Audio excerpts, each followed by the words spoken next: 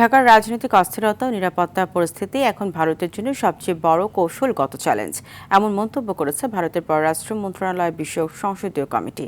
এছাড়া বাংলাদেশে চীন ও পাকিস্তানের ক্রমবর্ধমান প্রভাবের কথাও উঠে আসে আলোচনায়।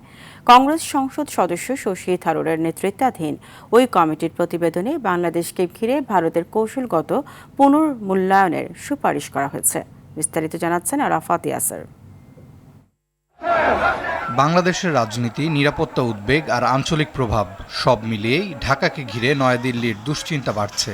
সংসদে পেশ করা প্রতিবেদনে ভারতের পররাষ্ট্র বিষয়ক সংসদীয় কমিটি বলেছে, বর্তমান পরিস্থিতি তাৎক্ষণিক অস্তিত্বের হুমকি না হলেও এটি ভারতের জন্য একটি গভীর ও দীর্ঘমেয়াদী কৌশলগত পরীক্ষা।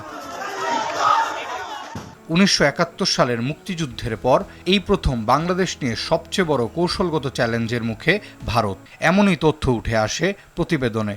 রাজনৈতিক পট পরিবর্তন, প্রজন্মগত দূরত্ব এবং ভারতের সঙ্গে সম্পর্ক পুনর্বিন্যাসের প্রবণতা ভবিষ্যতে উদ্বেগ বাড়াতে পারে বলে মন্তব্য করে কমিটি।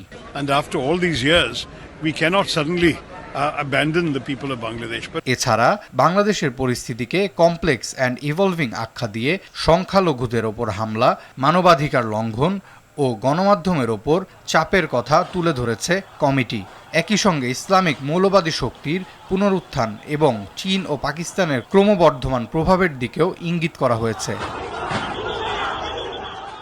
রিপোর্টে শেখ হাসিনার ভারতে অবস্থানকে মানবিক সিদ্ধান্ত হিসেবে ব্যাখ্যা করা হলেও তাকে কোনো রাজনৈতিক কার্যক্রমের সুযোগ দেওয়া হয়নি বলে দাবি করা হয়।